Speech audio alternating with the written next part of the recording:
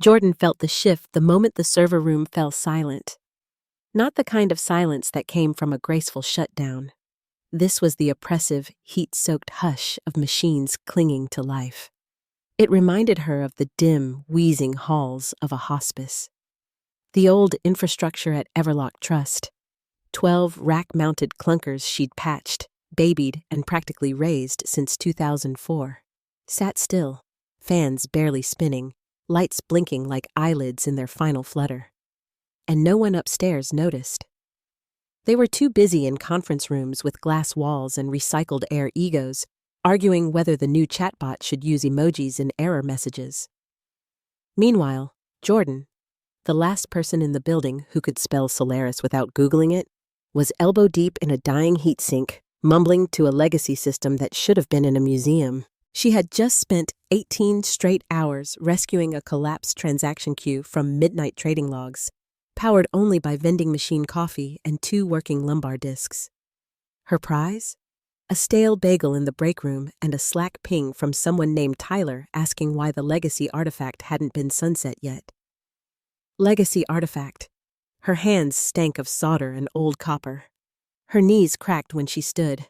But at 7:42 p.m. on a Thursday, Jordan was still there, buried in the fluorescent-lit catacombs of a bank that was too proud to admit it ran on code written before most interns were born. She pulled out the real notebook. Not the OneNote, not the internal wiki. This was leather-bound, annotated by hand, with ink that bled when she sweated. Flipped past sarcastic to-do lists and napkin-drawn network maps. On page 248, under day 729, "Convince someone I still exist," she wrote in red pen. Root keys, Silo 37F, 9B, Delta Auth, B7LT2P, last update manual. She was the only one who knew where they were. Not because it was secret, because no one else had ever asked. The new DevOps squad treated the mainframe like ballast on a sinking ship. They figured Jordan would always be there, like the stains on the server room carpet or the persistent hum of the air handlers that hadn't passed OSHA since Bush left office. And now, reader, let me break the fourth wall for a second. About 96% of you are reading Jordan's story without clicking the subscribe button. That's okay. But that little gesture? It powers the caffeine and petty vengeance that keep these stories coming. Anyway. Friday morning rolled in like a cold eviction notice. Jordan was sipping a sad cup of microwave-warmed Folgers when the new Agile Workflow Coordinator, which was a fancy way of saying guy with no clue and a strong chin, popped into the doorway and asked if she'd ever heard of Kubernetes. She looked at him like he'd asked if her server preferred oat milk.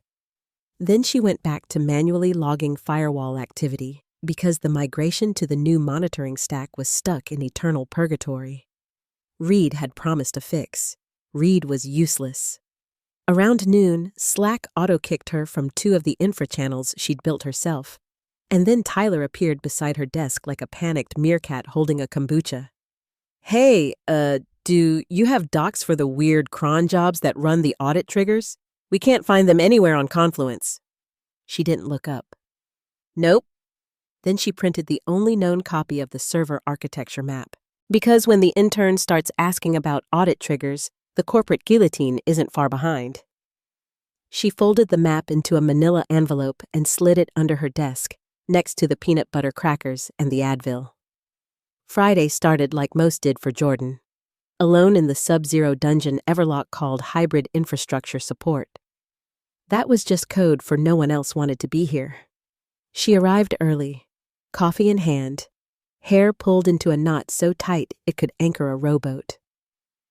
Her hoodie, a faded DEFCON 2010 zip-up that read, "I void warranties professionally," hugged her neck like armor. The servers around her buzzed faintly, like old bees with nothing left to sting. She was halfway through rewriting a Perl script no one had touched since the first iPhone when Slack hiccuped, tried to upload a hotfix summary to the internal core silo thread. Denied, refreshed, denied again. Weird. She clicked over to the HR calendar, a reflex honed after 20 years of watching backstabbings booked via Outlook invites. 5 overlapping private meetings blinked on the screen. Attendees, HR, legal, compliance, and her manager, Nick. The man who once described himself in an all-hands meeting as a servant leader while passive-aggressively firing someone over Slack. Still, Jordan didn't panic. Everlock's IT team had the subtlety of a toddler with a kazoo. Their stealth ops leaked before anyone clicked send. But something about the silence this time felt curated, choreographed, too polite. Even the fake hallway hellos were gone. Nobody asked her about lunch. Not that they ever did. But this time, even the awkward non-interactions were missing. At 10:41 a.m., Miles, newly rebranded as Associate Systems Liaison, bless him, hovered at her cubicle. He wore socks with sliders and a sticker on his water bottle that said DevOps or Die. Cleared his throat like he was confessing a sin to a priest. Hey, Jordan, weird question. Do you know where the config files are for the offsite tape syncs? The legacy ones. We're not sure which repo they're in. She blinked once, twice, then slowly swiveled her chair toward him, like a cowboy reaching for a six-shooter. You're standing in the repo, she said. Miles looked around, confused. She tapped her temple, then her notebook. Never pushed him to Git. Never trusted the cloud with anything that could sync a Fortune 500. It runs off a box with no internet and a BIOS password I haven't shared since Lehman Brothers folded. Miles stared. Oh, he muttered. Cool. Makes sense. And then he vanished faster than an intern at cleanup time. Jordan stared at the ceiling afterward, Schvack humming in the absence of camaraderie. She didn't want to believe it. Not really. After 20 years, you tell yourself the blood and sweat meant something. That the late nights and system saves bought you a little security. But it was happening. She reached for the terminal, printed the full server architecture schematic, all 32 pages of it, subnets, firewall rules, internal IP trees, some of which hadn't been updated since dial-up. The ancient HP LaserJet coughed it out with a toner scar and one paper jam.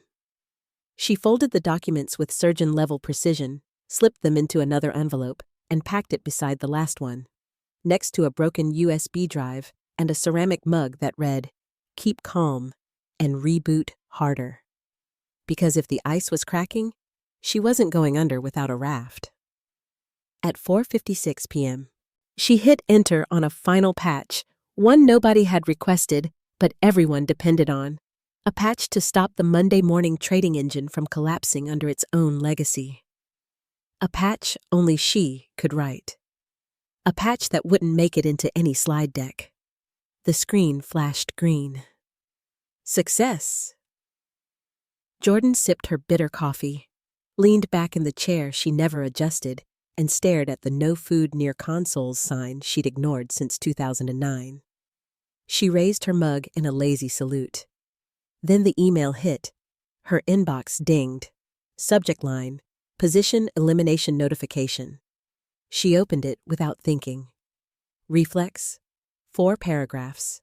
No greeting, no explanation, no fingerprints. Just a cold, sanitized memo in 11-point calibri signed by someone named Charlene from a department she'd never heard of. Employee Resource Alignment. Dear Jordan, your position at Everlock Trust has been eliminated, effective immediately. Your access will be revoked at 5:15 p.m. Please do not return to the premises without escort. Benefits information is attached in PDF format. She looked at the clock. 5:02 p.m. Of course. Classic. No exit interview. No handshake. No one even pretended to care. Just a 4-paragraph obituary delivered via inbox like a late credit card bill. Nick probably spent all afternoon rehearsing his "this isn't personal" face in the mirror while sipping an 8-hour nitro cold brew. Jordan didn't cry. She didn't scream. She laughed. Dry. Crooked. A sound that tasted like copper and burned bridges. Guess I finally got sunsetted, she muttered. She didn't bother logging out.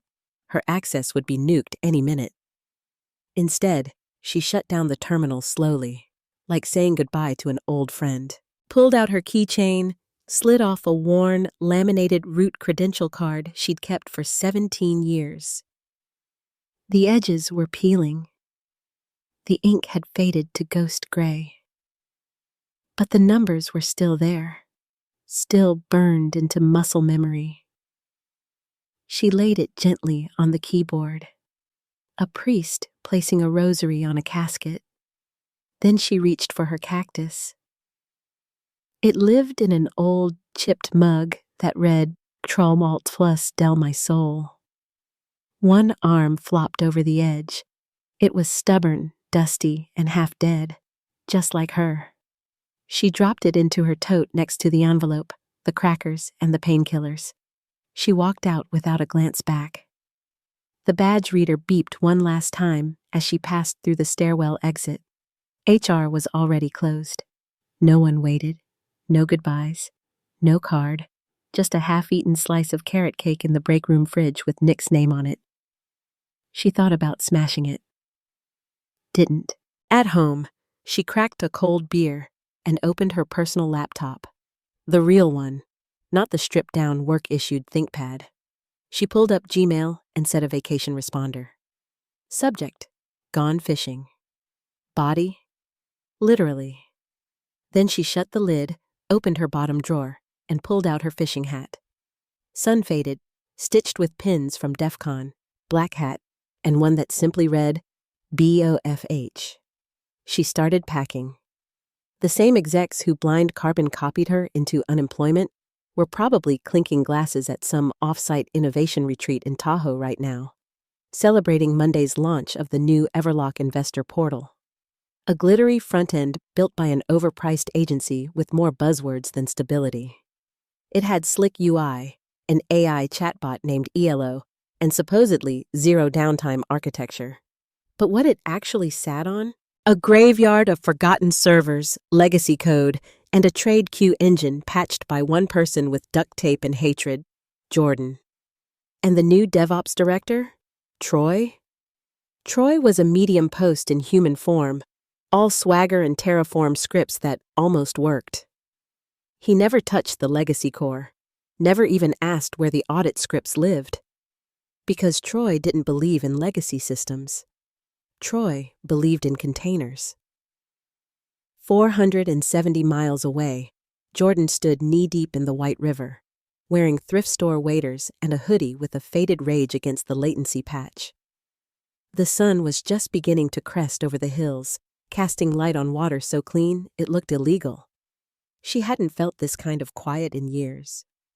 No pings, no Brent breathing down her neck about uptime, no Troy explaining why documentation was a waste of agile bandwidth. Her phone was off. Signal was trash anyway. The trout didn't care for notifications. She cast again, cracked open a gas station logger, and let the air fill the silence that used to be meetings. And still, something itched at the base of her skull. Not fear, not even anger, just inevitability. Because somewhere, back in that chrome and glass tower in Manhattan, someone was realizing just how much she used to do. Like, where did the audit logs get exported on weekends? Hint, not the cloud. Jordan didn't trust the cloud to hold a fart, let alone bank data. Sunday morning, cabin porch, bare feet, a steaming mug of cheap coffee. 7 missed calls, 2 from blocked numbers, 4 from Everlock's main line, and 1 from Janet, the only other woman who knew the server room access code and kept a drawer full of Tums and trauma. Jordan played the voicemail. Janet's voice was low and cautious. Hey, they're trying to reach you. Something about credentials? I don't know. It's chaos. The portal's doing something weird. Just thought you should know. Hope you're good. Credentials. Jordan didn't laugh. Not really. Just a short nasal snort, like someone remembering an inside joke alone in the dark. She didn't call back. Didn't even save the number. Instead, she stirred her coffee with a finger and looked out over the lake. Let them panic. Let Troy sweat through his quarter zip. Let Brent run out of buzzwords and start Googling how to recover RAID array after critical failure. Because Jordan hadn't left breadcrumbs. She left silence. And silence, she knew, was the loudest sound in tech. 3:11 a.m., Monday. Everlock's main trading engine blinked red. Not yellow, not degraded. Red. The skeleton crew, 2 junior engineers still riding their CompTIA high and a half-asleep contractor named Rafi, noticed first. They tried SSH into silo node 3F. Timed out. Tried silo 2B. 1 ping. Then it dropped off the grid like a submarine losing contact. Failover systems spun up. Then died. The cloud mirrors? They barked a permission error and collapsed like a Jenga tower hit by a sneeze.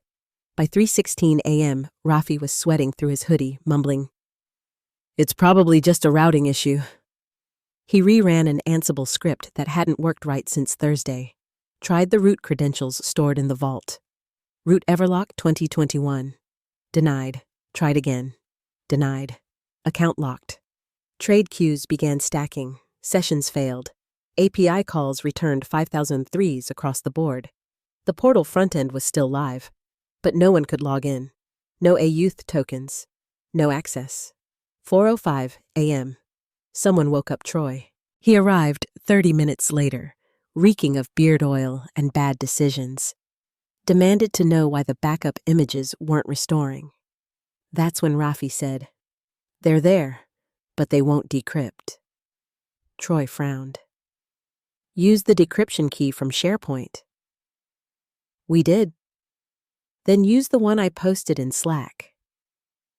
"You mean the one Jordan replied to with a skull emoji?" No one laughed. By 5 a.m., Brent was yanked out of his Peloton class and dropped in front of his home office rig, still panting into a headset. "This is why I told you to sunset that legacy junk 6 months ago. I said migrate those scripts. Why the hell didn't anyone?" But no one had, because no one could. Jordan hadn't documented the off-site backup schema.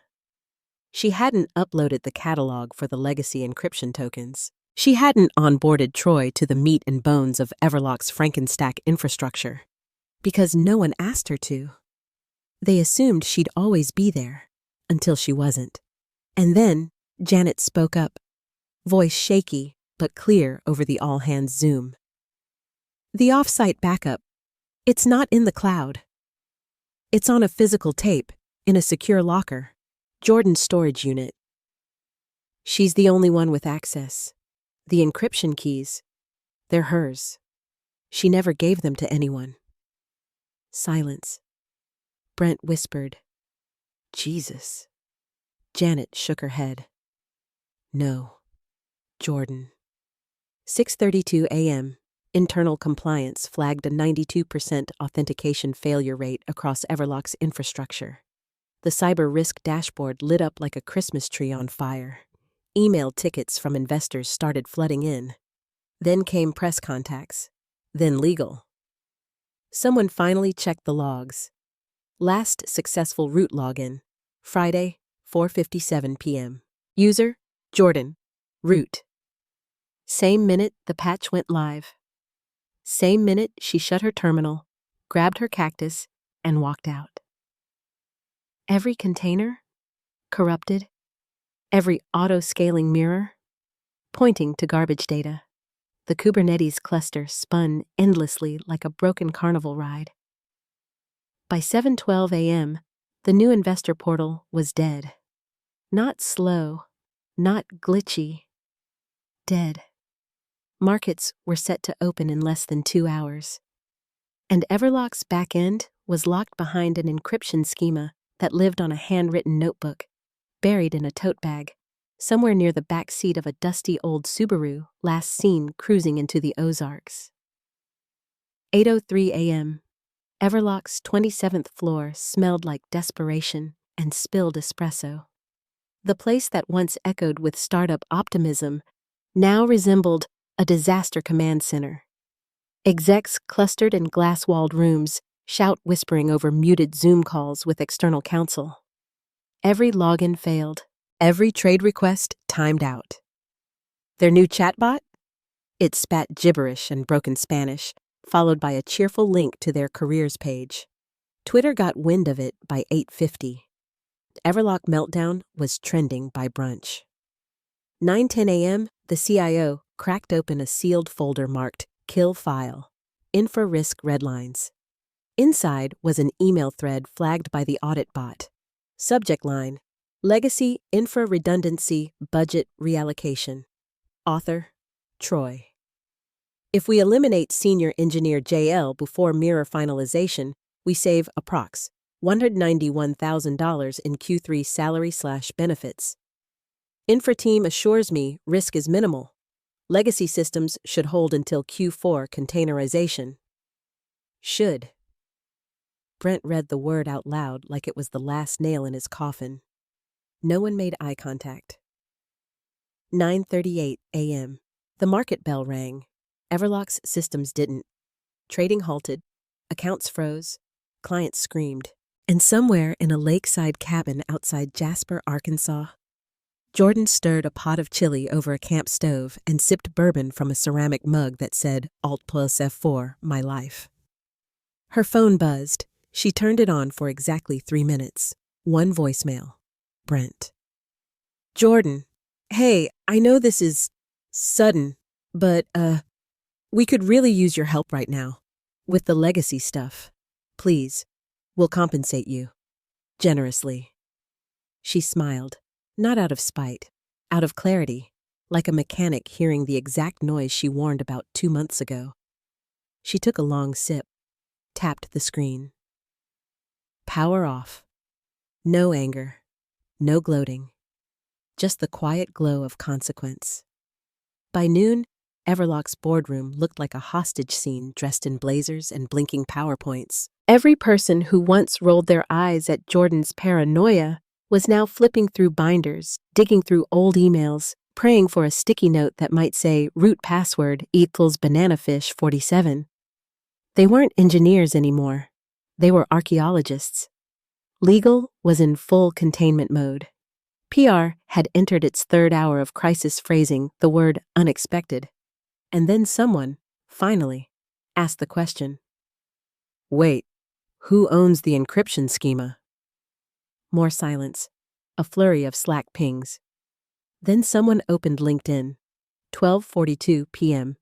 A connection request popped up in Jordan's inbox. Sender, Jel R. Title, Associate Corporate Counsel, Everlock Trust. Message.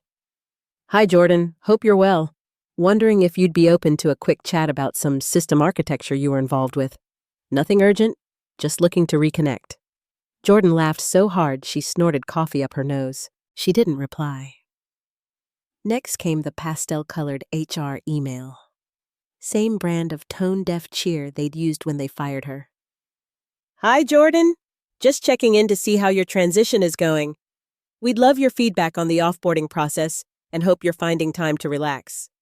Your Everlock HR family. She almost printed that one out and stapled it to a fish. Then came the real message from Janet.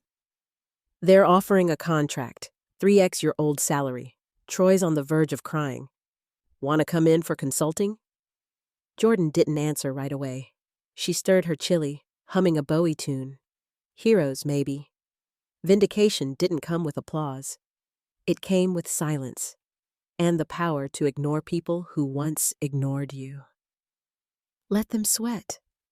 Let Brent wear through his undershirt pacing the boardroom.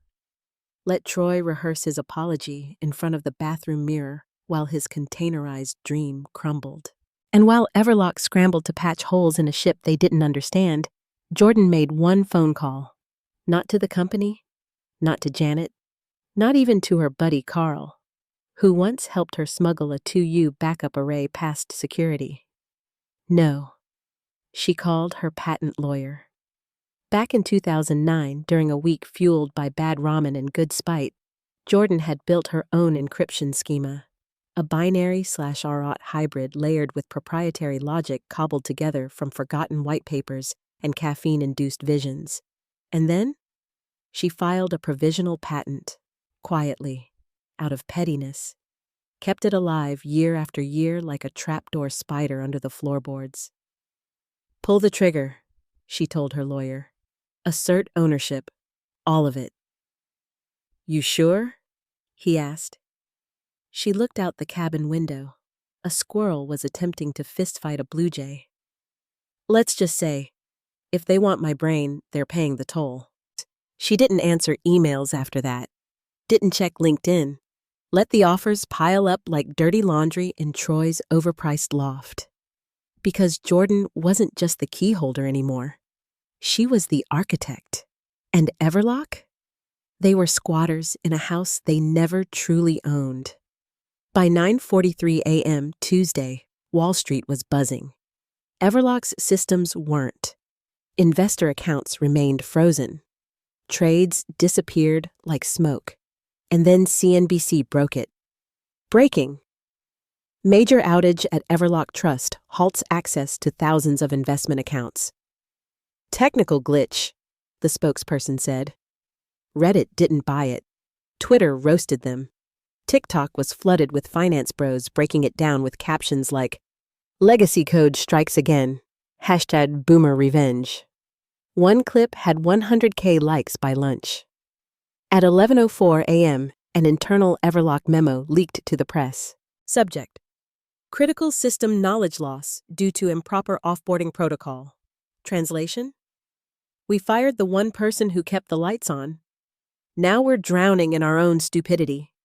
By noon, the stock had dropped 17%, and in a dim little bar off the highway near Greer's Ferry Lake, walls lined with mounted trout and expired liquor bottles, Jordan sipped her second bourbon like it was a victory lap. The TV above the bar was duct-taped into the corner. CNBC was on mute, but the chyron screamed, "Everlock systems still down. Unprecedented failure. Say sources." The bartender, a leathery guy in a biker vest who looked like he'd arm wrestled a raccoon once, glanced at the screen. "That your old shop?" Jordan didn't even look up. "Used to be. You in IT or something?" "Something like that," she said, swirling the ice in her glass. Her phone buzzed again. Email. Subject: Urgent System Restoration Proposal. Brent had finally cracked. The corporate tone was gone. It was just begging now. "Jordan, we're prepared to compensate you handsomely for your time. Please tell us what you need. We're willing to do whatever it takes. Just help us fix this." She stared at the message, then typed one sentence. "You didn't value me when it mattered." Attached was a PDF. Everlock Restoration Invoice, JL. PDF, flat rate, $250,000. Due, upfront net 0. No as discussed. No, we'll circle back. In small print, fee covers 1. On-site systems access session. Additional hours billed at $10,000 HR. No further consultation provided. She hit send, flagged the email as low priority, turned off her phone, and ordered a third bourbon. Outside, a couple of mallards squawked over shoreline territory. Inside, Jordan raised her glass. To silence, to system failure, to being the one person they couldn't replace. No matter how many times they tried to erase her with a 4-paragraph PDF. By Monday afternoon, Everlock's corporate lines weren't ringing out of panic anymore. They were ringing out of surrender. 3 days. Millions in halted trades, a stock price in freefall, and a board of directors finally blinking. Jordan's inbox flooded with a single new message. "We'd like to formally engage your consulting services. Please confirm availability." She let it sit, for an hour, then a day, then another, because she could. When she finally responded, it was with the patience of a cat watching a mouse hole. "Monday, 1 p.m. sharp. No greetings, no pleasantries, no looking forward to it, just business." She showed up in jeans, an old fishing hat pulled low over her face, and a hoodie that had survived more legacy infrastructure than any living soul in that building. No badge, no escort. Didn't need one. The guard saw her coming and just nodded. How could he not? She was the one who built the kingdom. Inside, the air was cold and sterile, humming with panic, fear, and the realization that they'd bet their future on buzzwords instead of brains. Jordan walked straight to the core rack labeled Silo 3F, pulled her leather notebook from her tote, typed the root credentials like she was playing piano. "Still works," she whispered. In exactly 55 minutes, she restored access, decrypted the backups, repaired the broken token system, reinitialized the trade queues, hard-patched the containers. She didn't speak unless it was to issue a command, didn't explain anything, didn't answer questions. And when she was done, she zipped her hoodie and said, "That's your problem fixed." No hugs, no TED Talk, no redemption arc. She walked out the same way she walked in. The check cleared within hours. A round, satisfying $1,000, deposited into her personal account faster than Everlock could say, "root credential." She didn't reply. Didn't say thank you. Just cashed it and disappeared. Jordan bought herself a one-way ticket to a cabin in Montana. Mountain view, no Wi-Fi, no expectations. She left the screens behind, left the Slack pings and the Jira tickets and the just circling backs to rot in someone else's inbox. But her story didn't end there. Not entirely. The following year, at DF Con, during a midnight slot buried beneath obscure talks and red-eye panels, someone under the pseudonym Rootwitch09 took the stage in a hoodie stitched with a cactus and a quote that read, "Silence is the loudest code." She didn't say her real name, didn't show her face, but what she presented? A talk titled, "Designing Encryption Logic That Outlives Your Management." She demoed her hybrid schema, the exact one that paralyzed a fintech empire and protected billions in transactions for over a decade. Proprietary, clean, elegant. Engineers in the audience gasped. One woman fainted. It wasn't just encryption. It was revenge written in code. And that night, /Rootwitch09 became a ghost, a legend. Somewhere deep in a dark web forum full of graybeards and rogue sysadmins, a thread popped up weeks later. Post title: "Turns out I wasn't too old for tech, just too good to fire cheaply." The thread went viral. Screenshots were passed around like sacred scrolls. Young engineers started adding a line to their config files. After Jordan was here and at Everlock? Well, they managed to stay afloat, barely. Troy left to pursue new opportunities. Brent quietly resigned after a third-party audit revealed everything. Janet got promoted, finally, and in the depths of their new compliance training, a single slide titled "Critical Personnel Retention Risk." It featured no photo, no name, just one sentence. "The systems you ignore are often held together by the people you undervalue."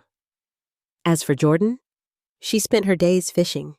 She learned to tie trout flies. She taught a raccoon to open the cooler and regretted it. Sometimes she'd sit on the porch, bourbon in hand, watching the sky fade into lavender and gold, thinking about how much of her life was spent explaining herself to people who didn't understand her, or worse, didn't care to. She didn't miss the servers. She missed building them. She didn't miss the meetings. She missed knowing things no one else did. But she never, ever missed being underestimated. One morning, she opened her old leather notebook. The ink had bled on the corners, and there were coffee stains on pages that held million-dollar passwords. She smiled and wrote a new line in red. "Legacy is what they call you before they realize they need you."